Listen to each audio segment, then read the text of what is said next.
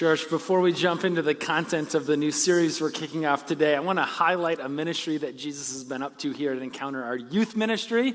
Those people are absolutely amazing. They did their youth all-nighter a little while ago, and my daughter and some of her friends got to go on this thing, and wow. Last year, the year before this one, it was an all-nighter, and so this time it was a late-nighter, so we're learning and we're growing, along the way, making those adjustments. Listen, 62 kids, 10 different schools, 4 yeses to Jesus during the worship part of this thing. I mean, it's so cool to see what God is up to in that ministry. I want to highlight something special right now. It was a viral YouTube clip I came across some years back.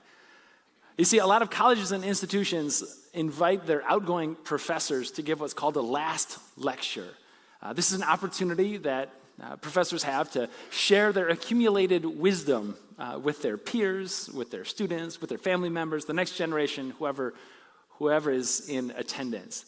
And one gentleman by the name of Randy Posh gave his last lecture probably in a more literal sense than anybody previous. Because when Randy, as a computer science professor at Carnegie Mellon University, stood up to give his last lecture, what he and everybody else in that room knew was that he was dying. He had stage 4 pancreatic cancer. And he knew that this would very literally be his last lecture, his last chance to impart these profound words of wisdom that he has accumulated over the years. This was his opportunity to not only impart his accumulated wisdom, but also this was his chance to guide the next generation, even his young kids in attendance, to offer them wisdom, to guide them into what he described as the most successful life possible. For him, video recorded, this was his chance to provide his young kids a medium to know and understand what made their dad tick by the time they were old enough and could understand it. It was his last lecture. And by the time I came across it, the video was turned into a book.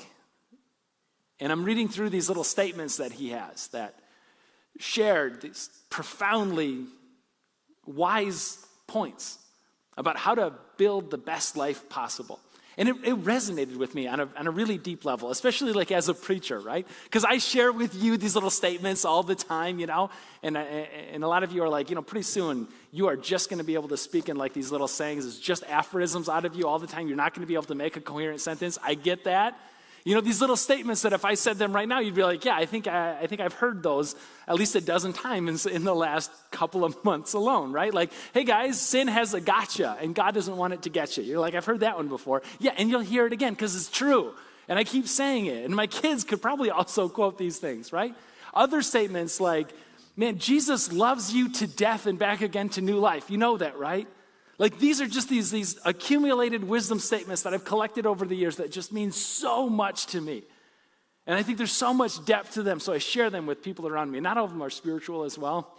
Drop in on my family and you'll start to hear other dadisms, these sayings, these things like a shoddy craftsman blames his tools. My kids love that one. My kids love it when I say a job half done is a job not done at all. These little statements jam-packed with meaning and history, a lot of it personal history. But what I want to do in reading Posh's last lecture and having my own little statements too, what I want to do is zoom out. I want a wider perspective on all of this, right? Like I want not just one guy, a smart dude, a computer science professor in his 40s. I want more than like my words, and a nearly 40-something pastor in West Michigan. Like I want a wider angle lens than all of that. I want like the accumulated wisdom of humanity. I want the best statements, the wisest truthisms from all over the world, all throughout history. I want like this ultra-concentrated, distilled wisdom at my fingertips, preferably compiled into a little book in the center of my Bible called Proverbs. And it's this wisdom, like as a last lecture where Solomon is this voracious collector. Some of you knew people that were maybe collectors of baseball cards, other people collectors of stamps, maybe something more interesting than both of those things. I don't know. Solomon is a collector of wisdom statements. And it didn't matter who said them, whether they were a God-fearing person or not. He found if it was true, I'm writing it down. And so he believed, a little theology kind of coming through the book of Proverbs as we get into it, he believed that God had imparted his wisdom into all these different areas of life, all these different areas of the whole creation. Like God exercising an attribute of his called chakma in Hebrew, it's loosely translated to wisdom in English, that wisdom was around, it was available for the taking. Wisdom was around, and you could either join alongside wisdom or like resist wisdom. And it was kind of up to you. And he wrote this book and collected these sayings about ways to kind of partner alongside or maybe to resist. And throughout the book of Proverbs, he characterizes wisdom, this attribute of God, as a woman, Lady Chakma or Lady Wisdom, which is like kind of obvious, right? Because if it was a dude named Wisdom, you're like, I don't know, I'm not buying it. And Solomon says you can either work alongside Lady Chakma Wisdom or you can resist Lady Wisdom. And he just identifies a few places. He goes, if you lie on your taxes, if you gossip about your friends, you're working against Lady Wisdom. But if you tell the truth, if you work hard over a long period of time at something, if you ask for advice of somebody maybe older and wiser than you, it's like you're partnering. It's like you're working alongside this imparted wisdom that God put into the world. And he backs it up and he goes, an observation of humanity throughout the centuries is it generally, not always, but generally, if you partner alongside Lady Wisdom for long enough, your life will be so much more fulfilling. Your life will have so much more purpose, so much more meaning. Your life will be so much better than somebody who works against Lady Wisdom for their lives. And so he goes, these are some ways to work against. These are some ways to work for. And he steps back and he goes, now you, my son, in his last lecture in Proverbs, the choice is yours. As we call this series, How to Live. Life lessons from the book of Proverbs, but really it's life lessons that God has imparted into his creation since the beginning of time. How to live the best life possible, how to live the most fulfilled life possible as it relates to the work that we do, the money that we spend, the friends that we have in our lives, finding purpose to our lives. And today we start with the words that we use. When you came in, there's a purple card that you potentially received at the door. We've got a bunch of them, and we're going to hand them out all series long. It's our memory work, Bible memory work. We're going super old school with this one, and these statements are just, they're made to be learnable. And so we're just going to kind of learn some of these things together. The first one, as it relates to our words, we open up Proverbs 18, verse 21. And we see Solomon writing, and he goes, this is aligning yourself with Lady Wisdom. He goes, the tongue has the power of life and death. And that's our memory work, so let's say it together. All of our locations, Fulton Heights, you're invited to online, wherever you are, driving, in a coffee shop, you're invited to play it along. Proverbs 18, verse 21, say it together. The tongue has the power of life and death. Part of us, when we read something like that, we're like, okay, this is hyperbole, right? This is a bit of an exaggeration. I mean, it's true, like words aren't important, but like life or death on the line, like come on. Like that's too much. And sometimes I think we think that it's too much because of the sheer volume of the words that we use. So I read this stat that we say something like 16,000 words every single day. And some of you are skewing that thing really up on the higher end of the, like I should be the one to talk, pun intended, right? It's a 60-word book that we could publish every single day just by the words that we use. And there's this temptation within that to say, I mean, man, come on, 16,000 words every single day, just by the sheer volume, how many words that we use all the time, each one can't possibly mean all that much, right? I mean, it's like I bring my kids to the beach, and we do the thing with my son, you know, because of who we are and who all of us are, we start digging a hole in the sand. We all do it, right? I don't know why. There's something like very human about this, but we dig a hole in the sand, and my son takes the little cup or the scoop or whatever it is, and he goes over to the water, Lake Michigan, one of the largest freshwater bodies in the world, right? The freshwater capital of the world. And he goes into the lake, and he scoops up some water, and he goes over to a sand pit, and he just pours the water in. What you doing, bud? And he goes, Dad, I'm emptying Lake Michigan into our sand pit.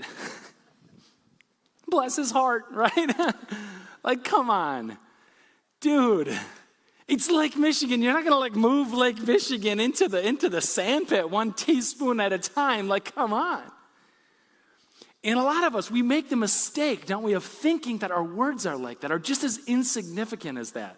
Are the words that we use, because there's so many, 16,000 of them, it's just each one of them is just picking a little scoop of water up and pouring it into a sand bucket, into a sand pit next door. And we're it doesn't do anything functionally. It's so small compared to all of it. I don't think that's true. I don't think you think it's true either. I'll demonstrate it to you a couple of times. I've shared this story before. I'll keep sharing it again because I'll never live it down anyway, so it doesn't matter. Years ago, I was a younger and much cooler, early 30-something, and we had an intern cohort here at the church where people wanted to learn a little bit more about ministry, and I thought, I've got a lot of accumulated wisdom over the year. I should be the one to teach them how to do ministry. And so we had a bunch of really cool, young 20-somethings, right, who are in the room together, and I knew that they were cool. And this was still a stage in my ministry where I was trying to be cool, and I'm oh yeah, I know how to dress. I know how to, the lingo that the youths are using these, I get it, the whole thing all the way through, so I can be like them. And so we're starting off one of our sessions, and before we jumped into it, and they're just making small talk, and they're hey, Pastor Dirk, what'd you do last night? And I'm just the wife and I, Netflix and chill. Some of you get that reference. The rest of you can Google it later. Make sure your filters are on. We talked about that a couple weeks ago. It doesn't mean what I thought it meant, which is just hang out and watch Netflix, watch TV. I will remind us that I was married at that point for 10 years, so whatever the definition is, I still think we're sanctified and good in that.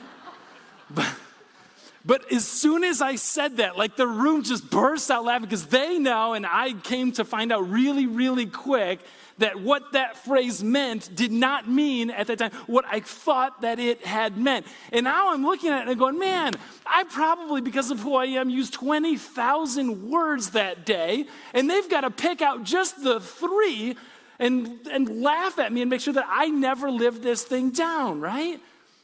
Words carry weight. We know that words carry weight.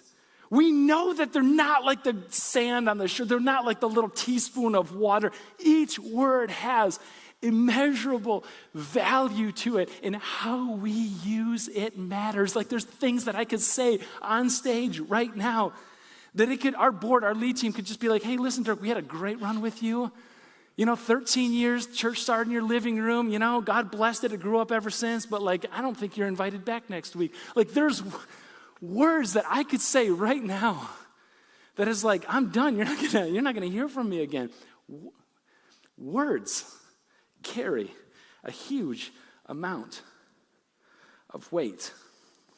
Listen to the words that Jesus says in Matthew 12, verse 36. Jesus says, I tell you, that everyone will have to give an account on the day of judgment for every empty word they have spoken. We're coming back to empty word they have spoken. For by your words you'll be acquitted, and by your words you will be condemned. 16,000 words every single day. Jesus, as the Word, knows the words that we uses. And the words that he uses to describe our words are acquitted and condemned. Even the empty ones, for him here especially, the empty ones. As a pastor, one of the benefits that I have is getting to know a lot of people, a lot of professionals in their areas. And so I got to contact somebody in preparation for this message to tell me, a counselor, to tell me a little bit about words, and she sent over this quote. Words are singularly the most powerful force available to humanity. We can choose to use this force constructively with words of encouragement, or destructively, using words of despair. Words have energy and power with the ability to help, to heal, to hinder, to hurt, to harm, to humiliate, and to humble. A couple of doctors got together a while ago and published this book simply titled, Words Can Change Your Brain. And they just looked at brain chemistry and scans as they flashed words in front of people. Positive words like peace and love. And they found it strengthens, actually, activity in the frontal lobe of your brain, where a lot of decision-making and personality is from. It shapes us, it forms us. They found it made people more resilient and increased cognitive functioning in the people that they were testing. On the flip side, negative words flash in front of them, activated the amygdala, the fear center of the brain, and it actually stunted that same cognitive functioning, even language usage and decision-making, logic, reasoning for the people that they were studying. But you also know this too, don't you? I'll bet on your way home with the person that you came here with, you could remember what they called you on the playground that put you in that place. I can. It still stings. You're probably thinking of it right now. And even though it could be the furthest thing from the truth, it probably still hurts. A little while ago, I was hanging out with a guy that I just met, and we're in this circle, and we didn't know each other very well, a bunch of other guys, and so we're just talking about some stuff that we've got coming up, and he's like, man, I gotta go back to my high school reunion. You know, it's been over 30 years, and I gotta see those people again. I'm like, whoa, not excited about this one. He goes, yeah, it's this weird thing. He's, I think, 6'6", super successful, smart guy, ninth grader. He was already that tall. He tried out for his high school basketball team. In tryouts, somebody throws him the ball. He drops a pass. Somebody yells out, "Stone hands." It's stuck. It's been 30 years. He's hanging at a party with perfect strangers, and he still remembers. It still triggers that part in his brain. I don't want to go back. I don't want to go to that place. I don't want to see those people. I don't want to become that guy anymore. You know that words carry weight. Jesus knows that words carry weight. The power of life and death, it's embedded into the very creation that he made. For the purpose this morning, there's 150 different proverbs that talk about how we use our words and how they matter. We're going to focus on just one area. It's the area that we alluded to with those words of Jesus a little bit earlier, that everyone will be judged for every empty word that they have spoken. Judgment, acquittal, condemnation comes on the empty words that we have spoken. And I want to focus just on two different kinds of empty words that I find myself and some others this could be particularly helpful for. It's empty promises and empty actions. A couple of proverbs coming at us. The first one is this one from Proverbs 25, verse 14, talking about words. Solomon finds this truthism, this wisdom. Like clouds and wind without rain is one who boasts of gifts never given. Like clouds and wind without rain is one who boasts of gifts never given. There's this story, the first time I think that it was ever written down at least, it was 1944, the Agricultural Digest, which I know we got a lot of subscribers here, huge fan personally, but it's this kind of big talking brash cowboy that goes into his local bank and asks for this huge loan, buy up this property. And the banker's trying to do his due diligence, so he goes out to the property and starts talking to the people that know this big, brash cowboy type of dude that talks a huge game. And so the banker comes across one of this guy's neighbors who happens also to be a Native American. And so there's a bit of, at least in that era, there's a bit of a language barrier that's going on, and they can't quite understand each other. And the banker's trying to get an understanding of like who this cowboy is. And the only thing that the Native American gentleman could like express to the banker asking about his neighbor was, big hat, no cattle. He talks a huge game, right? He'll walk into your office and he's got a plan and he's got a hope and he's got a dream. But the guy's like, listen, I'm his neighbor and I happen to know it's all talk. It's like clouds that are filling and they're promising rain. And it just will never happen. For us, living where we do, as I said, the freshwater capital of the world, we do not think about rain holding out on us as threatening our livelihood or lives. Solomon did. We've got a picture of a field on the screen, and it's just heavy storm clouds on the horizon, and you can see it's going to rain. And a farmer is looking out on a field like that, and he's going, yeah, it's going to rain, just not on my field. It's going to rain for somebody else and not me. I need this. Come on. You know, I think Solomon, like writing on the proverb, referencing a scene like that, and he's going, we're not talking about just like slightly brownish lawns or a hassle to have to sprinkle the lawn a little bit more this season. He's going, my life is at stake. I mean, if it doesn't rain, the crops don't grow and we go hungry. And for the farmer looking up at the clouds that are full of rain that just doesn't fall down, at least not on my field, the farmer's looking out at that thing going, you know what happens? The taunting and the teasing of the clouds actually make it worse. It would be better if it was a beautiful, sunny, blue sky day and no rain than to see that on the horizon with the same result. The empty promise makes it worse, doesn't it? When the drywaller comes to this project that you wanted to just be done so you could move in and move on, and he says, I'm going to be there on Monday, and you're like, fantastic, because the painter's going to be here on Thursday. And then Monday happens, and Tuesday, and Wednesday, and you're telling the painter, don't show up on Thursday, we don't have drywall done, and it's a long way from being dry. When do you want me there?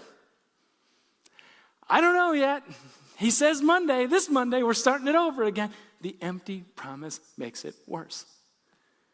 When you've got plans, you're ready to serve, you're ready to show up, you're ready to volunteer in the kids' classroom, and like you said you were going to be there, and there was a schedule out months in advance, and when that text comes in, something came up, I can't make it, the empty promise makes it worse.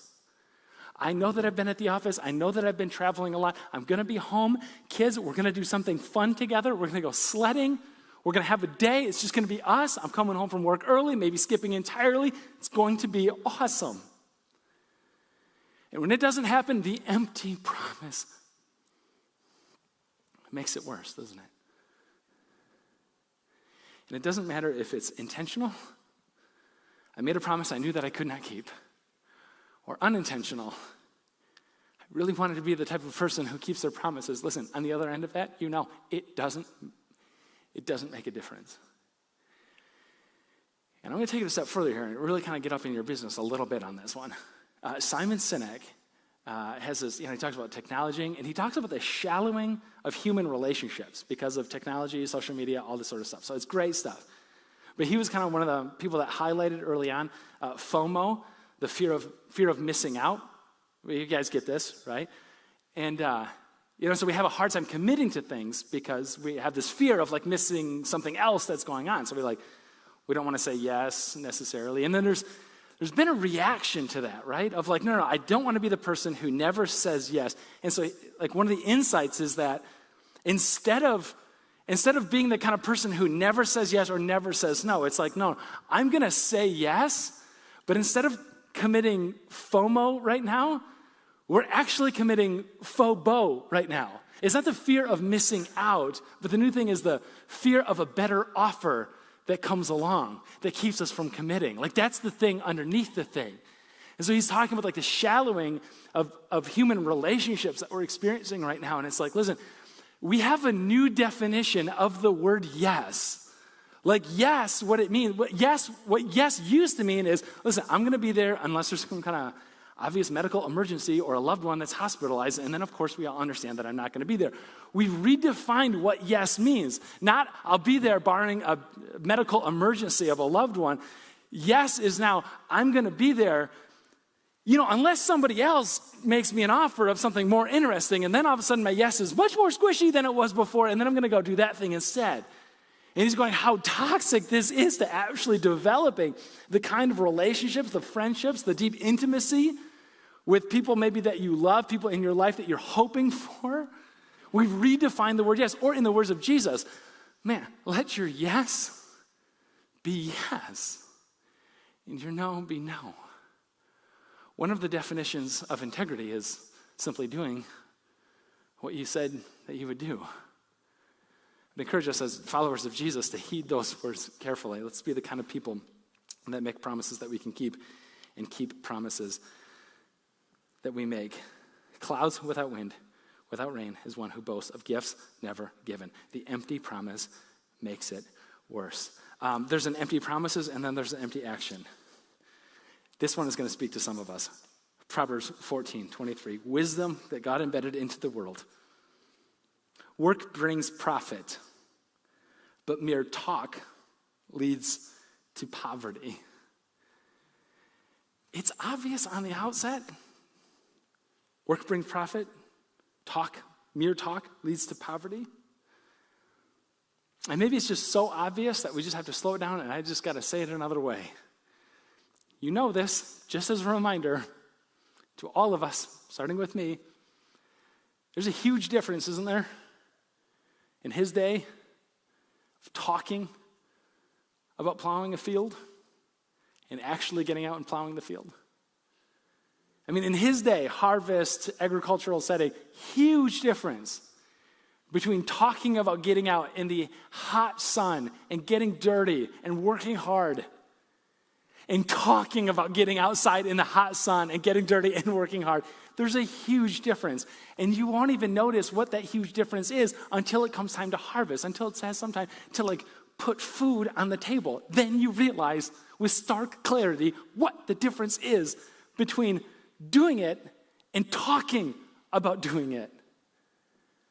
A few weeks ago, we were talking about margin. We're talking about different kinds of margin. We're talking about financial margin. And I shared with you a bit of my personality, and I think it scared some of you because I heard a little bit about it, about how my wife and I, we have this budget that we go through, and every dollar that we've ever spent for the last 10 years is accounted on this huge spreadsheet that honestly has gotten really out of hand. But I was like, we do this thing, and we've talked about not doing it a lot. And I was honest with you, and I said, we do it. We're going to keep budgeting. We're going to keep doing the things just so I have the moral high ground to tell you that I do it, so you should too. You know, some of the back history on that. We didn't always do it. You know, when we first got married, 1,000,000 years ago, it's a very long time ago, we first got married, I could look up, and thanks to the Social Security Administration, I can see what our household income was the very first full year, calendar year, that we were married. So I did. It was $26,000 between the two of us. And I had a seminary tuition bill on top of that, so it was starkly less.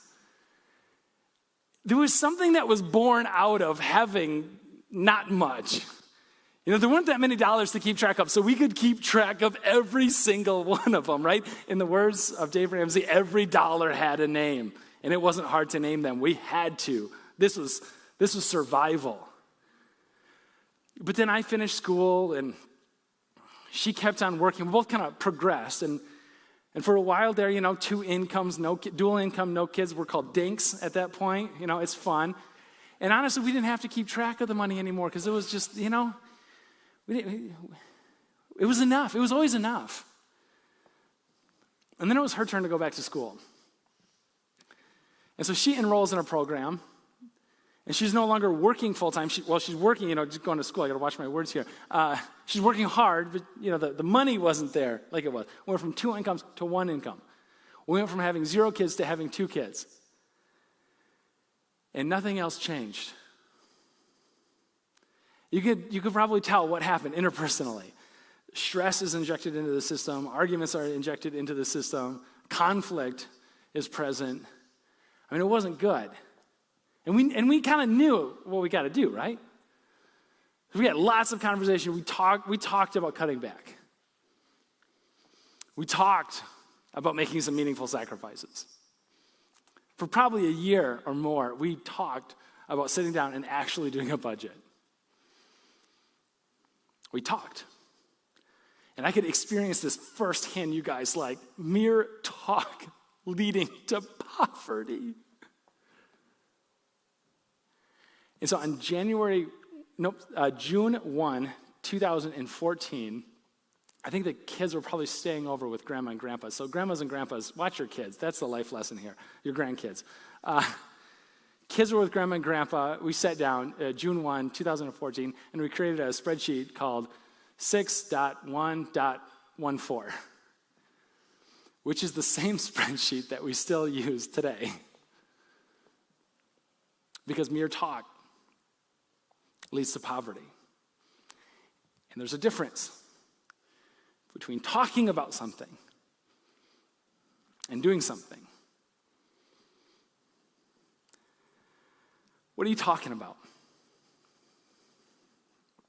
We've talked about finding a counselor. We've talked about making a budget. We've talked about finding a church or getting involved in one. We've talked about having those neighbors over for dinner so we could get to know them a little bit more. We've talked about finishing the last 2 courses of the degree. We've talked about it. I just want to teach you something to simply recognize and to simply say, I will not complain my way into a better marriage.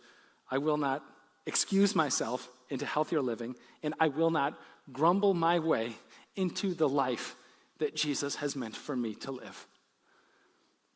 I will not do these things. But instead, replacing that with this, Jesus, your cross forgives me, and your resurrection empowers me. Your cross forgives me. For all of the ways that I've talked, I've tried, I've failed, your cross forgives me. And Jesus, your resurrection empowers me to try again, to do again. One of my favorite stories in the Old Testament is the story from Nehemiah, and we've done a whole message series on this one in the past, and I'm sure we'll do another message series in the future. But it's ancient times, ancient Israel, when the city of Jerusalem is decimated, the walls are struck down, it's just rubble. The picture that the author gives is like people can just come and go in Jerusalem like they want to. They can just come and take whatever they want, and they can just leave. It's like nobody can accumulate anything worth having, anything of value, because there's no fortifications to defend this city whatsoever. And then Nehemiah comes along, and I know there's a lot of different factors, and I'm kind of distilling the story down very briefly for us here, but Nehemiah comes along, and he's going, the problem with the city is pretty obvious. Everybody can just come and take whatever they want and then leave again. I think we need to rebuild these fortifications around the city of Jerusalem. It's pretty clear, right? And they're like, yeah, good luck, dude. Those fortifications have been laid waste decades ago. I mean, almost an entire generation has grown up and passed on before these walls have ever been built. It just can't be done. So Nehemiah moves from Babylon, then Persia, he moves to Jerusalem and is going, let's get to work. Let's do this thing. And the whole people, they focus on one thing. They focus all their energy, not on talking about rebuilding those fortifications, but on actually rebuilding those fortifications. They're finding a counselor. They're getting a budget. They're digging into a small group. They're doing the thing that they talked about doing for a very long time. And what was laid in rubble for decades was rebuilt in 52 days. 52 days it took to build those fortifications into something that was going to protect them.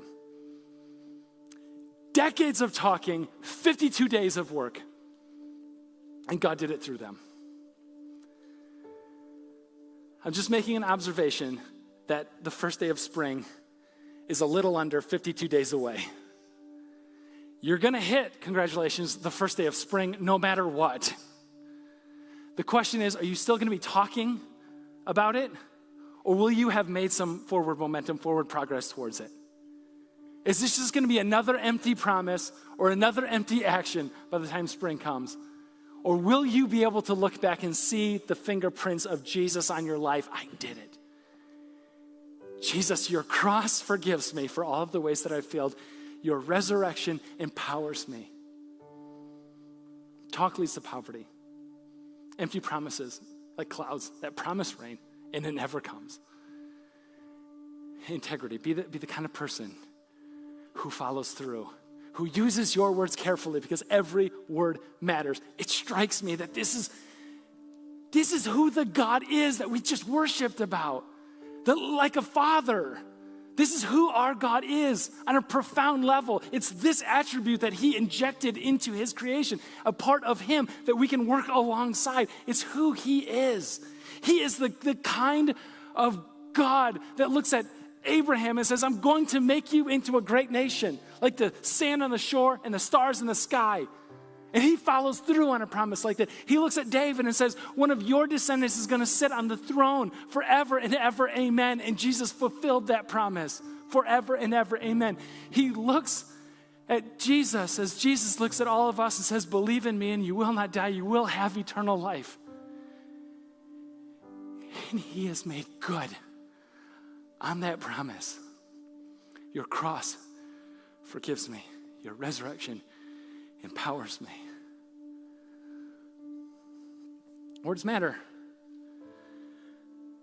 So I get my kids around the table after I put this book down, last lecture. And I said, kids, what are some words that I use all the time? I'm auditing my words. What do you hear me say? And they offered some profound dadisms that were so good I wrote them down. One of them was, when we say, can I go to the bathroom? You say, I don't know. Can you? Didn't just get one haircut, got them all cut. Solid stuff. I'm auditing my words and I'm realizing we could do better. We can do better. So I decided every time they got out of the car, I'm going to say the same three things. I'm going to say, be a friend and make a friend. Work hard, have fun, and find a way to bring heaven down to earth. I'll tell you if it's working in 18 years. Every word counts. Make it count. I want to invite you to stand up. Let's pray to our Father who loves us. To death again, back to new life. Jesus, you have embedded into this very creation life, wisdom, shakma. We want to follow after you. We want to live the wise life. We want to live according to how you have intended us to live the best life possible, the most meaningful life possible, the most purpose-filled life possible. And you have spelled that out for us in a million different ways throughout this creation, and especially in your word, in the Bible. But we also rely on you, Spirit, to guide us and to make these statements true in our life. Because the statement is only helpful if it's lived out. So Spirit, empower us, forgive us, and show us how to live. Amen.